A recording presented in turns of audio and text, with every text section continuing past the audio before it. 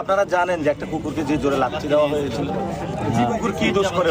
আমরা তো ওদের কাছে থাকি, ওদের কি দোষ? একটা প্রাণীকে লাথি মারতে হবে? দাঁড়া দাঁড়া দাঁড়া, একটু থাম দিতেছে বুঝি নাই কার থেকে না, যারা চান্দা নেয় ওদের উদাহরণ কোনো কিছুর সাথে চায় না। এরা ভালো, এরা হলো লয়াল, এরা আমাদের পাহারা দেয় এবং এরা হলো মানুষের বন্ধু, উপকারী বন্ধু।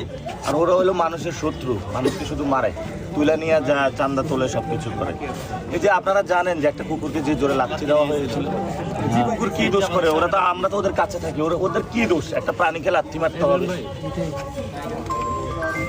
বাংলাদেশে আমরা আসলে সবাই কুকুর, বিড়াল সবকিছুর প্রাণীদের অধিকার নিশ্চিত করবো, এটা আমাদের ইশতেহারে আছে ইনশাআল্লাহ। ইনশাআল্লাহ। টাইগার গেলাম, দেখা হবে আবার। টাইগার এখন এটা খাবে না, টাইগার মাংস খায়। টাইগার হলো এখানে মাংস খায়।